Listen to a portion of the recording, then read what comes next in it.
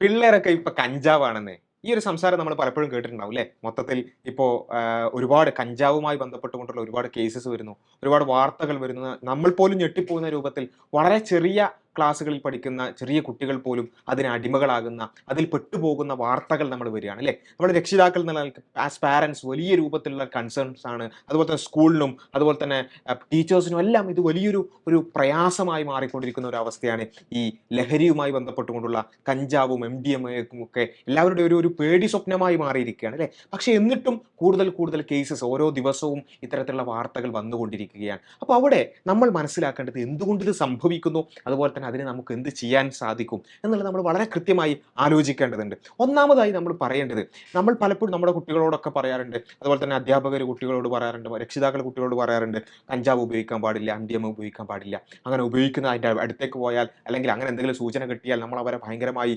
പിന്നെ ശാസിക്കും, അതുപോലെ തന്നെ അടിക്കും ഒക്കെ ചെയ്യും. പക്ഷേ എന്തുകൊണ്ട് ഉപയോഗിക്കാൻ പാടില്ല? ഈ ഒരു ചോദ്യത്തിനുള്ള ഉത്തരം നമ്മൾ കൊടുക്കാറുണ്ടോ? യഥാർത്ഥത്തിൽ നമ്മൾ പലപ്പോഴും ചെയ്യുന്ന ഏതൊരു കാര്യത്തിലും ഈ ലഹരിന്റെ കേസിൽ മാത്രമല്ല, എന്ത് കാര്യവും ചെയ്യാൻ പാടില്ല, ഇന്നത് ചെയ്യാൻ പാടില്ല, ഇന്നത് ചെയ്യാൻ പാടില്ല, ഇന്നത് ചെയ്യാൻ പാടില്ല എന്നുള്ള കാര്യം നമ്മൾ കുട്ടികളോട് പറയാറുണ്ട്. പക്ഷെ എന്തുകൊണ്ട് അത് ചെയ്തുകൂടാ എന്നതിന് കൃത്യമായ ഒരു റീസണബിൾ ആയി അവർക്ക് മനസ്സിലാകുന്ന രൂപത്തിൽ അവരെ കൺവിൻസ് ചെയ്യാൻ നമുക്ക് സാധിക്കാറുണ്ടോ? ഇത് ഓരോരുത്തരും ചിന്തിക്കേണ്ട ഒരു കാര്യമാണ്. കുട്ടികളെ സംബന്ധിച്ചിടത്തോളം അവരുടെ ആ ഒരു പ്രായത്തിൽ എങ്ങനെ ചെയ്യാൻ പാടില്ല എന്നുള്ളത് കേൾക്കുമ്പോൾ ഒരു ഫ്രസ്ട്രേഷൻ വരുന്ന ഒരു പ്രായമാണത് അല്ലേ? അപ്പോൾ ആ ഒരു സമയത്ത് നമ്മൾ ഇതുകൂടി പറയുമ്പോൾ ഇതും ഒരുപാട് നമ്മളെ അടിച്ചമർത്താൻ നോക്കുന്നതിൻ്റെ കൂടെയുള്ള ഒരു കാര്യം എന്നുള്ള നിലക്കാണ് അവർ മനസ്സിലാക്കുക.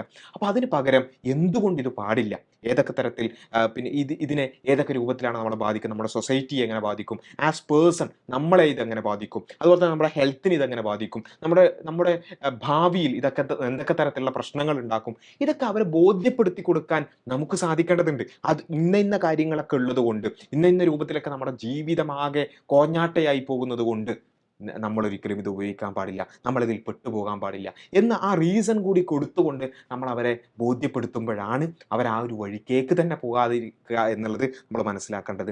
പിന്നെ രണ്ടാമത്തത്, ഈ ഒരു കാര്യത്തിനുള്ള പ്രധാനപ്പെട്ട കാരണം പിയർ ഇൻഫ്ലുവൻസ് ആണ്. അവരുടെ കൂട്ടുകാർ വഴിയാണ്, മിക്കവാറും കൂട്ടുകാർ വഴിയാണ് ഇതിലേക്കൊക്കെ പെട്ടുപോകുന്നത്. അപ്പോൾ അവിടെ നമ്മൾ ഇന്നയാളോട് കൂട്ടുകൂടാൻ പാടില്ല, ഇന്ന സുഹൃത്ത് പാടില്ല, അല്ലെങ്കിൽ സുഹൃത്തുക്കളെ പാടില്ല, ഫ്രണ്ട്സ് പാടില്ല, അവരുടെ കൂടെ ഇരിക്കാൻ പാടില്ല, കളിക്കാൻ പാടില്ല എന്ന രൂപത്തിലുള്ള കുറെ റെസ്ട്രിക്ഷൻസ് വെച്ചുകൊണ്ടായില്ല. മറിച്ച് എങ്ങനെയൊക്കെ ആയിരിക്കണം നമ്മൾ നമ്മുടെ ഫ്രണ്ട്സിനെ തിരഞ്ഞെടുക്കേണ്ടത്, എന്തൊക്കെ ക്വാളിറ്റീസ് ആയിരിക്കണം അവർക്ക് ഉണ്ടാവേണ്ടത്, അങ്ങനെ ഫ്രണ്ട്സിനെ തിരഞ്ഞെടുക്കുന്നതിൽ നമുക്ക് പ്രശ്നങ്ങൾ വന്നാൽ ഏതൊക്കെ രൂപത്തിൽ നമ്മളെ അത് ബാധിക്കും എന്ന ഒരു റീസൺ അവർക്ക് കൊടുത്ത് അങ്ങനെ അവരെ കൊണ്ട് തന്നെ നല്ല ഫ്രണ്ട്സിനെ തിരഞ്ഞെടുപ്പിക്കുക, അതുപോലെ തന്നെ ഒരു നല്ലൊരു ഫ്രണ്ട് സർക്കിളിൽ അവരെ ഉൾപ്പെടുത്താൻ ശ്രമിക്കുക. ഇതുപോലെയുള്ള കാര്യങ്ങളാണ് നമുക്ക് പാരൻസിനും അതുപോലെ തന്നെ ടീച്ചേഴ്സിനും ഒക്കെ ചെയ്യാൻ സാധിക്കുന്നത്. പിന്നെ മൂന്നാമത്തെ കാര്യം, ഇത് ഒന്നും ചെയ്യാനില്ലാതെ വെറുതെ ലേസിയായി നടക്കുന്ന കുട്ടികളാണ് പലപ്പോഴും ഇതിലേക്കൊക്കെ പെട്ടുപോകാനുള്ള മറ്റൊരു ചാൻസ് എന്ന് പറയുന്നത്. അങ്ങനെയുള്ളവർ മാത്രമാണ് നല്ല കേട്ടോ.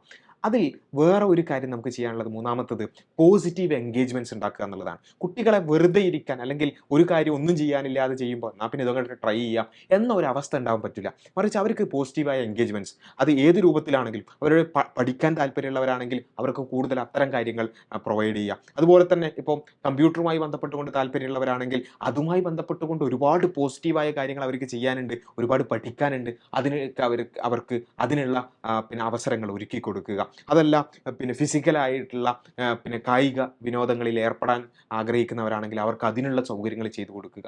ഇങ്ങനെ പോസിറ്റീവായി അവർക്ക് എൻഗേജ് ചെയ്യാനുള്ള മാർഗങ്ങൾ തുറന്നു കൊടുക്കുക എന്നുള്ളത് പറയുമ്പോൾ നല്ലൊരു പിന്നെ ഒരു സോഷ്യൽ വർക്ക് ചെയ്യാൻ അല്ലെങ്കിൽ ഏതെങ്കിലും സംഘടനകളിൽ വർക്ക് ചെയ്യാൻ ഒക്കെ താല്പര്യമുള്ളവരാണെങ്കിൽ അതിനവരെ അനുവദിക്കുകയാണ് വേണ്ടത്. നമ്മൾ പലപ്പോഴും പാരൻസ് ചെയ്യുന്നത് നീ പഠിക്കേണ്ടവരാണ്, ഇത് പഠിക്കേണ്ട പ്രായമാണ്, ഈ സമയത്ത് വേറെ ഒന്നും പാടില്ല, അതുകൊണ്ട് സോഷ്യൽ വർക്ക് വേണ്ട, അതുപോലെ തന്നെ കളി വേണ്ട, ചിരി വേണ്ട, വിനോദങ്ങൾ വേണ്ട, ഒന്നും വേണ്ട എന്ന് പറഞ്ഞ അവസാനം ഇത്തരം കഞ്ചാവ് കേസിലോ അല്ലെങ്കിൽ MDMA പിടിക്കപ്പെടുക. അതുകൊണ്ട് അങ്ങനെയല്ല, പഠനം വേണം തീർച്ചയായും, അതിന് കൃത്യമായ ഒരു ടൈം ടേബിളോട് കൂടി തന്നെ അത് ആവശ്യമാണ്. പക്ഷെ അതിൻ്റെ കൂടെ മറ്റ് എൻഗേജ്മെന്റ്സ് കൂടി നടത്തുക അല്ലെങ്കിൽ അതിനുള്ള അവസരം ഉണ്ടാക്കുക എന്നുള്ളതാണ്. പിന്നെ അഞ്ചാമത്തെ ഒരു കാര്യം എന്ന് പറയുന്നത്, നമ്മൾ അപ്രോച്ചബിൾ ആകുക എന്നുള്ളത്. പാരൻസ് ആണെങ്കിലും ടീച്ചേഴ്സ് ആണെങ്കിലും അപ്രോച്ചബിൾ ആകുക. ഒരു കുട്ടിക്ക് ഇങ്ങനെ ഒരു പിന്നെ ഉറ്റ സുഹൃത്ത് വഴി ഇങ്ങനെ ഒരു അനുഭവം ഉണ്ടായി, അല്ലെങ്കിൽ അതിലേക്ക് പ്രേരിപ്പിക്കുന്ന ഒരു അനുഭവം ഉണ്ടായി, ഇത് നമ്മളോട് പറയാൻ ഇപ്പോഴത്തെ കേസിൽ നമുക്ക് പറ്റുമോ, അല്ലെങ്കിൽ നമ്മുടെ കുട്ടികൾ നമ്മളുടെ അടുത്തേക്ക് വരുമോ? നമ്മൾ ഓരോരുത്തർ ആലോചിക്കേണ്ട കാര്യമാണ്.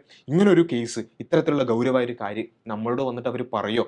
പലപ്പോഴും രക്ഷിതാക്കളെ പേടിയാണ്, അധ്യാപകരെ പേടിയാണ്, അതുകൊണ്ട് അത് പറയുക പോലുമില്ല അല്ലേ? അപ്പോൾ അതൊക്കെ പറയാൻ പറ്റുന്ന രൂപത്തിലുള്ള ഒരു എൻവയോൺമെന്റ്, ഒരു അപ്രോച്ചബിൾ ആയ ഒരു പേഴ്സണാലിറ്റി നമ്മൾ ഡെവലപ്പ് ചെയ്യേണ്ടതുണ്ട്. ഒരുപാട് കാര്യങ്ങൾ നമ്മളും റെഡി ആവേണ്ടതുണ്ടല്ലോ. അപ്പോൾ അത് വളരെ ഇമ്പോർട്ടൻ്റ് ആണ്. എന്ത് കാര്യമുണ്ടെങ്കിലും തുറന്നു പറയാൻ പറ്റുന്ന ഒരു അന്തരീക്ഷം കുടുംബത്തിൽ ഉണ്ടാക്കുക, ഫാമിലിയിൽ ഉണ്ടാക്കുക എന്നുള്ളത് വളരെ ഇമ്പോർട്ടൻ്റ് ആയിട്ടുള്ള ഒരു കാര്യമാണ്. ഇനി ഇതൊക്കെ പ്രിവെന്റ് ചെയ്യാനുള്ള കുറേ കാര്യങ്ങളാണ് അല്ലേ? ഇനി ഇൻ കേസ് ഏതെങ്കിലും കുട്ടി ഇതിലൊക്കെ ചെറുതായിട്ടൊന്ന് പെട്ടുപോയെങ്കിൽ, അല്ലെങ്കിൽ അതിലൊക്കെ ഒന്ന് വീണ് പോയ ആളുകൾ ഉണ്ടെങ്കിൽ അവരെ എന്താണ് നമ്മൾ ചെയ്യുന്നത്? പലപ്പോഴും നമ്മുടെ സൊസൈറ്റി ചെയ്യുന്ന ഓൻ കഞ്ചാവാണ് അല്ലേ, അവൻ കഞ്ചാവാണ്, അവനെ നോക്കിയിട്ട് കാര്യമില്ല എന്ന രൂപത്തിൽ അവരെ കളിയാക്കുകയും മാറ്റി നിർത്തുകയും ചെയ്യുന്ന ഒരവസ്ഥ നമുക്ക് കാണാൻ സാധിക്കും. അതൊരിക്കലും ആ ഒരു വ്യക്തിയെ അല്ലെങ്കിൽ ആ ഒരു കുട്ടിയെ പിന്നെ എന്നേക്കുമായി അവനെ മാറ്റി നിർത്തുന്നതിന് തുല്യമാണ്. അവൻ നന്നാവാനല്ലേ നമ്മൾ ആഗ്രഹിക്കേണ്ടത്, അവൻ ശരിയായി വരാനല്ലേ ആഗ്രഹിക്കേണ്ടത്. അവിടെ ഒരിക്കലും മാറ്റി നിർത്തുക, കളിയാക്കുക, ഷെയിം ചെയ്യുക എന്നുള്ളത് ഒരിക്കലും ഒരു സൊല്യൂഷനേ അല്ല. മറിച്ച് അവരെ പതിയെ അവർ ചെയ്ത തെറ്റിൻ്റെ ഗൗരവം ബോധ്യപ്പെടുത്തിക്കൊണ്ട് അതിനെ കൂടുതൽ അവർക്ക് മനസ്സിലാക്കുന്ന രൂപത്തിൽ പറഞ്ഞു കൊടുത്തുകൊണ്ട് അവരെ നമ്മുടെ കൂടെ ചേർത്ത് പിടിച്ചുകൊണ്ട് അവരിൽ നിന്ന് ആ തെറ്റിനെ മാത്രം മാറ്റാനാണ് നമ്മൾ ശ്രമിക്കേണ്ടത്. തെറ്റിനെയാണ് നമ്മൾ വെറുക്കേണ്ടത്, അല്ലാതെ തെറ്റുകാരനെയല്ല. ലഹരിയാണ് നമ്മുടെ ശത്രു, അല്ലാതെ ലഹരിയിൽ പെട്ടുപോയ പാവം കുട്ടികളല്ല. അത് മനസ്സിലാക്കിക്കൊണ്ട് അവരെ ചേർത്ത് നിർത്താൻ കൂടി നമ്മൾക്ക് സാധിക്കേണ്ടതുണ്ട്. എല്ലാവരും കഞ്ചാവാണ്, ഒരൊക്കെ കഞ്ചാവാണ് എന്ന് പറഞ്ഞ് മാറ്റി നിർത്തുന്നതിന് പകരം കൃത്യമായി അവരെ മനസ്സിലാക്കിക്കൊണ്ട് ട്രീറ്റ് ചെയ്യാൻ നമുക്ക് സാധിക്കേണ്ടതുണ്ട്. Okay, thank you.